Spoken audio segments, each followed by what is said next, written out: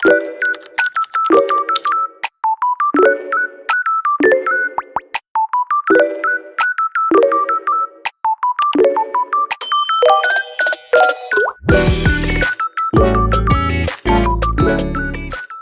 been a really, really messed up week. Some days torture, some days better. La la la, la la la. Assalamualaikum warahmatullahi wabarakatuh. Halo semuanya, hari ini kita akan belajar tentang menulis dan menyusun kalimat menjadi sebuah cerita. Nah, apa sih menyusun kalimat itu? Nah, menyusun kalimat merupakan hal yang dilakukan setelah menulis atau bagian dari menulis. Nah, menyusun kalimat itu menyusun sebuah kata per kata menjadi berurutan agar menjadi kalimat yang padu dan orang lain dapat mengerti dengan mudah. Seperti diibaratkan dengan menyusun sebuah balok warna-warni. Nah, kalau disusun dengan baik dan benar, maka akan menjadi menara yang indah dan rapi.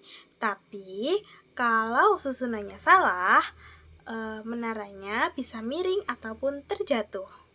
Nah, begitupun dengan menyusun kalimat.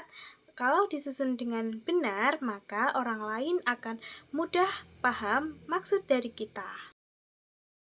Lalu, apakah ada ciri-cirinya menyusun kalimat itu? Tentunya ada. Yang pertama yaitu diawali dengan huruf besar atau huruf kapital. Contohnya, ibu memasak nasi. Nah, ibu huruf I di depan harus dengan huruf kapital, tidak dengan ibu memasak nasi dengan huruf kecil semua. Itu adalah kalimat yang salah. Nah, lalu yang kedua ada subjek atau siapa. Nah, subjek merupakan kata orang atau benda yang melakukan sesuatu. Contohnya, ibu memasak. Nah, subjeknya adalah ibu. Yang ketiga yaitu ada predikat. Nah, predikat merupakan kata kerja atau kegiatan yang dilakukan oleh subjek. Nah, seperti contohnya, ibu memasak.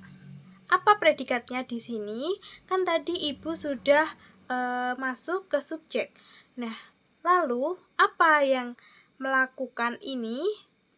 Apa yang dilakukan ibu? Nah, yang dilakukan ibu itu memasak.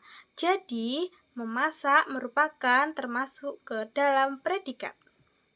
Dan yang keempat ada objek atau kata benda. Nah, objek merupakan kata benda atau yang dilakukan atau dikenai perbuatan.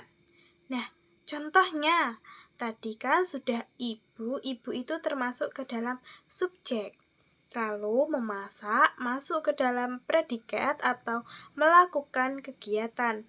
Dan yang terakhir yaitu objek. Nah, apa yang dimasak ibu? Ibu memasak nasi.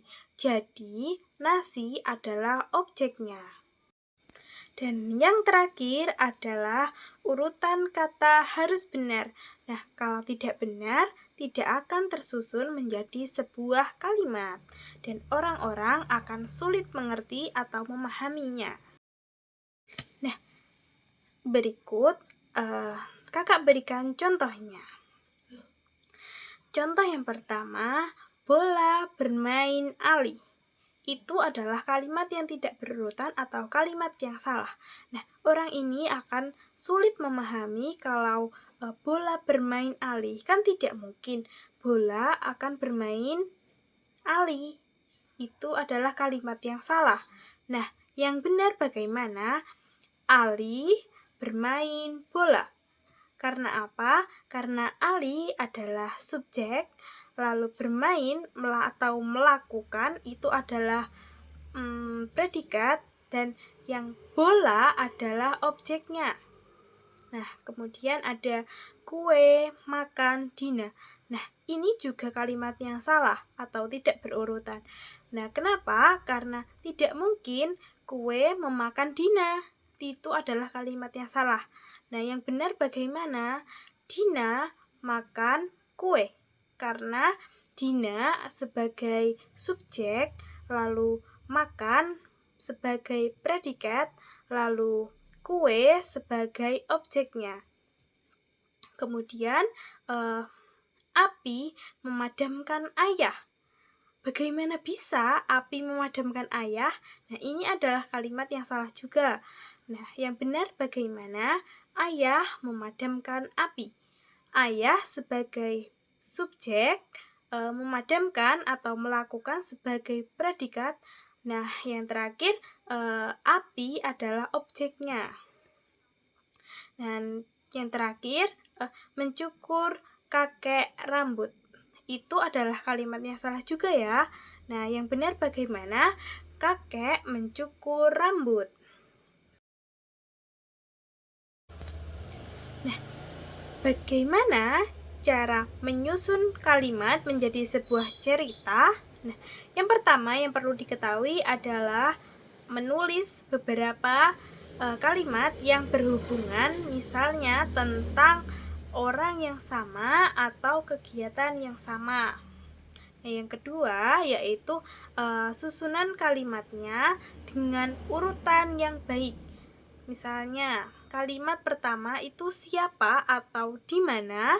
Nah, kedua kalimat sedang apa.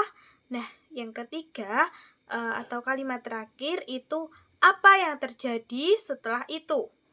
Kemudian yang ketiga yaitu menggabungkan semua kalimat menjadi satu cerita tanpa melompat-lompat atau bisa disusun secara padu. Nah, cerita itu harus mudah dipahami, mudah dibaca, dan mudah dimengerti agar tahu maknanya bagaimana di dalam cerita tersebut. Nah, kita bisa membuat contoh seperti kita menulis kalimat beberapa baris, misalnya 4 baris ataupun 5 baris. Nah, seperti contohnya ini ya. Kalimat pertama itu Sita pergi ke kebun. Nah, kalimat yang kedua, dia memetik bunga. Nah, kalimat yang ketiga, bunganya sangat indah. Dan kalimat yang keempat, Sita membawanya pulang. Nah, bagaimana menyusunnya menjadi sebuah cerita? Nah, seperti ini. Sita pergi ke kebun. Dia memetik bunga yang indah. Setelah itu, Sita membawanya pulang. Nah, itu sudah menjadi sudah menjadi cerita pendek. Nah, kita bisa menambahkan imbuhan setelah itu agar menghubungkan kata agar menjadi cerita yang padu.